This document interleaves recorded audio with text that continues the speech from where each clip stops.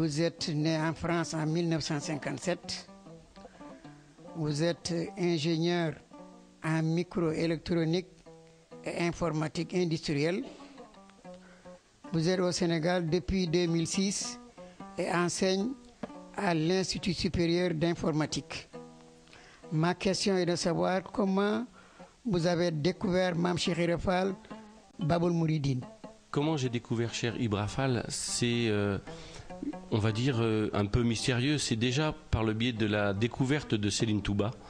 la découverte de Touba. Et j'avais déjà fait des recherches pour comprendre le mouridisme et comprendre qui était Céline Touba, et en allant à Touba. Et après, j'ai décidé d'approfondir mes recherches en allant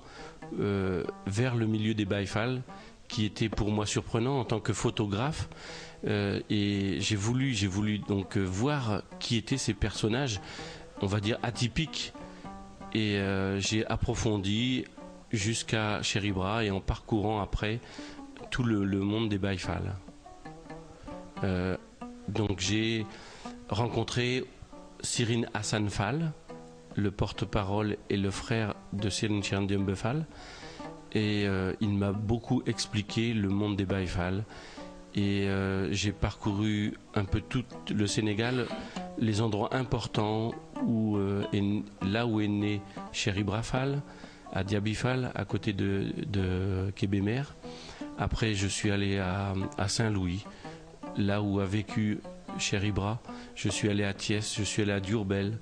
et j'ai discuté beaucoup avec des Baye Fall. J'ai appris que leur doctrine, le travail, voie sacrée d'accès à Dieu. J'ai appris leur manière de vivre, leur manière de travailler. Et le travail est très très très important au niveau du monde des Baye Fall. Et si le livre qu'on a écrit avec Sirine Hassan Fall s'appelle Fier d'être Baye Fall, c'est parce que je dis, vous avez décidé d'être Baye Fall, soyez fiers de ce que vous êtes, soyez fiers de dire je suis Baye Fall. Vous n'avez pas à vous cacher, vous n'avez pas, c'est vraiment quelque chose de bien, de fort. Cheikh Ibra Fall a donné toute sa vie à Céline Touba, alors que lui faisait partie d'une lignée royale,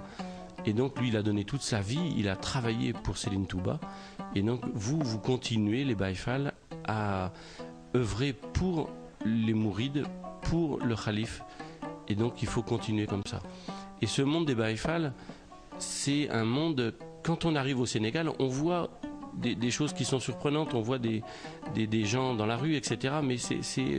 n'a rien à voir avec le vrai monde des Baye Fall que l'on trouve à Mbaké, que l'on trouve dans les champs, que l'on trouve... par exemple, j'ai assisté, et je vais souvent voir les travaux que font les Baye Fall,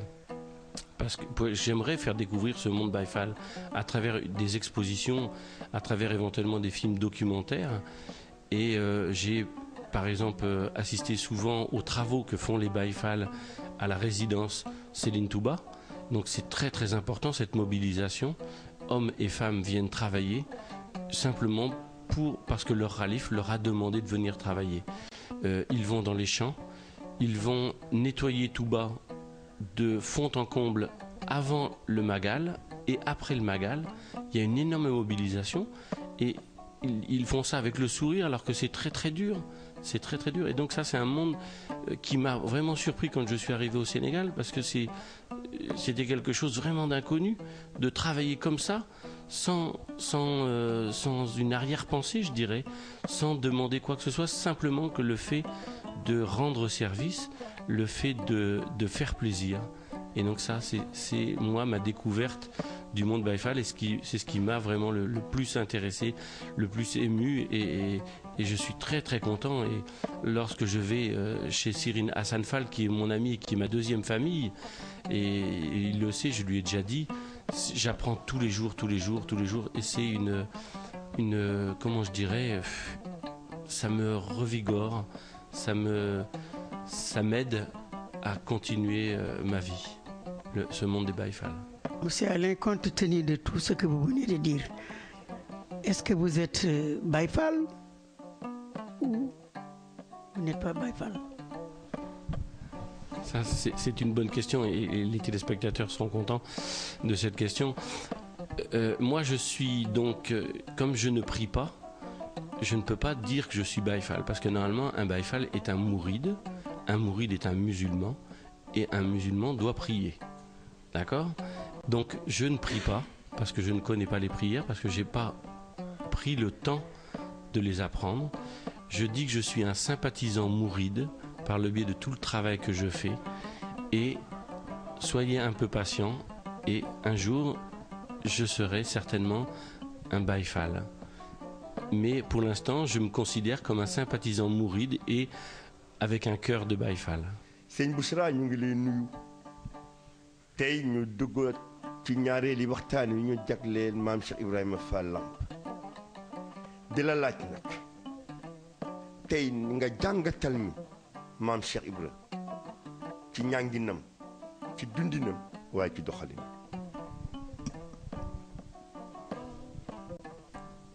bismillahi rahmaani rahim alhamdulilahi rabbil alamin wa sallallahu wa sallama ala sayidina wa nabiyina muhammadin wa ala alihi wa sahbihi wa asna qadimihi wa man ixtafa asaarahu ila yawmi ddin. assalaamu aleykum wa rahmatullahi wa barakatuhu. alhaaji Hady Wade maa ngi lay fay ab nuyoo di la ziyaar di nuyu di ziyaar bu baax alhaaji Ahmadou Sey mii nga xam ni moom nga bokkal émission bu mag bi nga xam ni bàyyiwul fenn bàyyiwul kenn ci réew mi ñu émission boo xam ne bii ñëw na ci waxtoom ngir di xamle lan mooy réew mi ndax li kulli bilaadi allamun wa allamul bilaadi ramzu taariquha. doomu aadama xam boppam mooy tax mu fonk boppam mooy tax mu bëgg boppam mooy tax mu sàmm boppam mooy tax mu wattu boppam wattu moroomam te émission bi dafay jàngale loolu. Vous me permettrez en un mot de saluer notre ami et frère M. Alain, ce Français d'origine qui est venu ici au Sénégal et qui a déployé ses efforts pour la face de Dieu, pour faire découvrir qui est Mame Cheikh Ibrahima Fall. Nous vous en remercions vivement et tous nos encouragements. Donc, je m'excuse de ma mauvaise qualité du français, mais quand même ça c'est tout. Bu loolu jàllee alhaaji Hady lii rek doy na ci xam le ni Cheikh Ibrahima Fall kon wàcc na kon jàngat ko dana ma yomb lool ndax kii gan la doxandéem la ñëw ci réew mi gis lu ko jaaxal di ko topp ba loola lekk xolam. lii nag kon firndeel na li sëñ Touba jubluwoon ci yebal Cheikh Ibrahima Fall Ndar mën na am dinañ ci egg. Cheikh Ibrahima asgor la di ab jullit di ab wolof doon prototype di mbokkum ñëpp di doomi Kajoor ak Njaambur ñaari réew yooyu ma wax dof dëkku fa balit dëkku fa ku amulum xel dëkku fa. mu bokk ci askan yi rëy yi nga xam ni ñoo daan falu Kajoor ci wetu kër baayam damel yi nga xam ne ñoo ma sa moom Kajoor fanweer ak ñett lañu kenn ci ma sa sant Jóob muy Lat Joor ku ma sa moom Kajoor rek mbokkum Cheikh Ibrahima Fall nga mu doon nguur doon ak rëy doon ak jogooral wetu ndayam it mu bokk ci min du yootaatil imaarati wa diyaanati wa tashrifi muy soxna Seynabou Njaay ndeyam dëkk Njare doon borom diine doon ñaan doon xam-xam boobu symbiose boo ko boolee moo produire jëmm jooju ñu wax Ibrahima Fall turam wi nag ak turu ndeyam ak turu baayam moo lay xamal ni kooko kon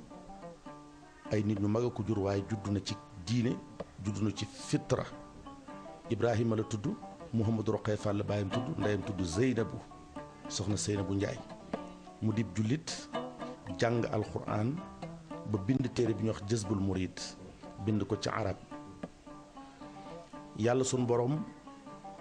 mi nga xam ne mooy def li kulli zamanin wahidun yuxtada bihi jamono ju ne am na kenn ku yàlla digle ñu xeñtu ko xam ko topp ko roy ko yàlla yenkewal ko mu war a topp Serigne Touba Xaadimu Rasuul mu di ko wër ba gis ko jébbalu ci moom def al istibaadu mooy di as gor su xam li ngor jar xëy soppi sa bopp jaam di wut yàlla.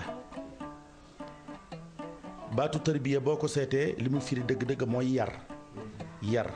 waaye sëñ bi dafa jël baat yi wolofeel ko taa gi mooy taxan raa gi mooy root baa gi mooy buub yaa gi mooy yelwaan ak taa i tasniya ji nga xam ne moo koy anasal ci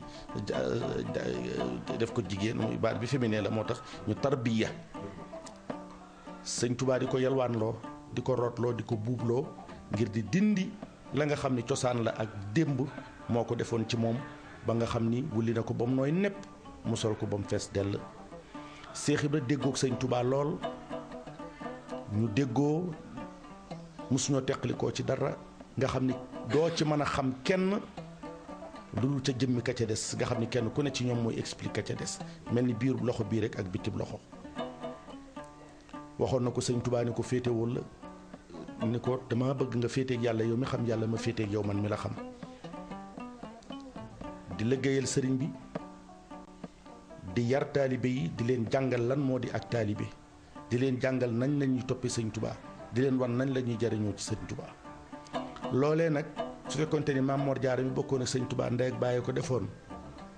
kon dañuy wax ni xamee son na ko su doon Seex Ibra Faati mi mag ci rekk sëñ Tuubaa te bokk ak moom baay dañuy wax ne xamee son na ko su doon sëñ Masamba mi nga xam ne mooy seet caatum baay wala sëñ Mbàkke Buso mi nga xam ne mook sëñ Tuubaa ñoo bokk lépp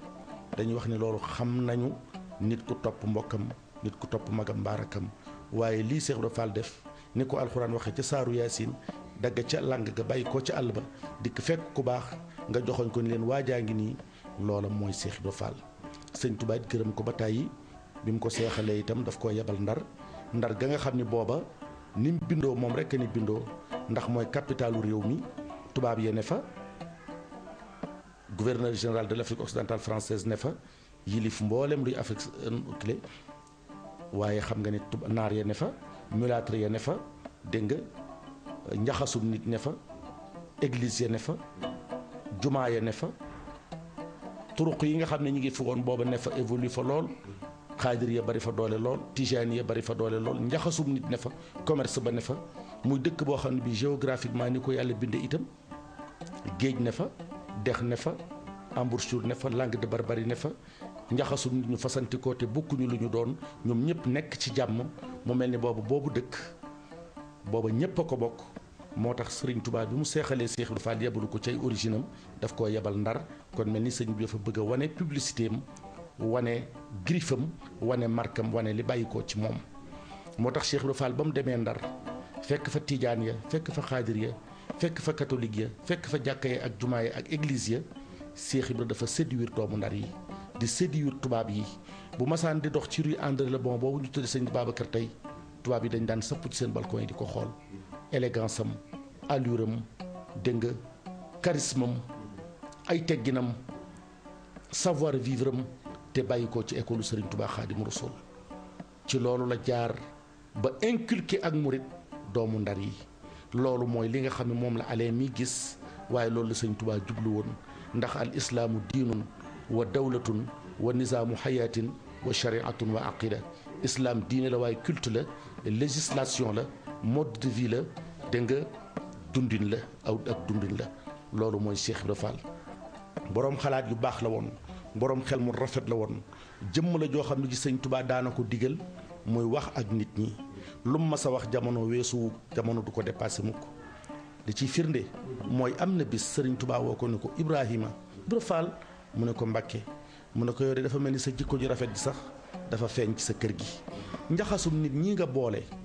ci aw jigéen te jàmm rek di xew ci ñoom ana noo leen yore xam nga ni tubaab yi sax nee nañ Cheikh Ibra Fall a épousé les plus nobles filles du Kajoor du Bawol et du Sine moo yoroon soxna Saasi Mbooj soxna Kumba Celamaan soxna Bambi Diop soxna Mbenda soxna Lalla Fall soxna Gañ Siri dégg nga ak noob jigéen yooyu nga xam ni ku leen yoroon ku du Cheikh Ibra Fall kenn du ci dégg sa dëndi morom Cheikh Ibra Fall boole leen ci benn concession ñuy liggéey di ànd di bég Sëriñ Tuubaa ni ko dama bëggoon nga wax dongo yi nu ñuy yore aw jigéen maam Cheikh Ibra Fall daal di génn ni dongo yi sëñ Bamba nee na ma xamal leen nu ñuy yore kër adoom kër jigéen bu rafetee sikk bu ñaawee sikk góor na am njël te amu muñ góor gu ci am njël te amoo ak muñ da nga xëy sa njël la kenn du ko wal naan di jigéen musal ak mosal ak nëbbal loolu ci enseignement Cheikh Ibra Fall maam Cheikh Ibra Fall daana wax ni a doom lu la romb ay gone rek di ko womat aw jigéen topp cay dàq lum lewet lewet dana ma sa wéq mbaa mu ma sa màtt adduna lay wax tey jii dem nañu ba adduna lépp moomale nañ ko gone ak jigéen les droits de l'enfant droits de la femme quinzaine de l'enfant la femme l'enfant où est l'homme ayna rajul ar-rijaalu qawwaamuuna ala nisaa bu fekkente ni adduna gone koy womat aw jigéen topp cay dàq faw adduna dana mas a dem ba am turbulence yi ak agitation yi maam Cheikh Rafal daana wax ni adoom sëñ Bamba sama waa ji jàmbaar la ñag na yoonam wi ba dara du bàyyi ko ci biir biti ca biti bëtt yoon wi waaye bu ëllëgee lay bëtt ñag bi ci biir yoon wi ci biir ñag bi lay bàyyi ko moo tax tey jii ku bëgg a contrarier Serigne Touba ku bëgg a dénaturer yoonu murit dal di déguisé wu en murit fekk na loola soree na lool ak njàngaleem sëñ Touba sëñ Touba ci xam-xam ak diine ak jikko ju rafet ak muñ ak nangoo jariñ sa morom ak nangoo sànja sa bopp ci looy jariñ bindee fii ni ko Seex Faal jàngalee loolu rek mooy sëñ Touba li jàmmi leen zahiri wa baatini bi taahiri yaa maahiyal kabaa'iri bi jaahi wala mami wasalaamu aleykum wa rahmatullah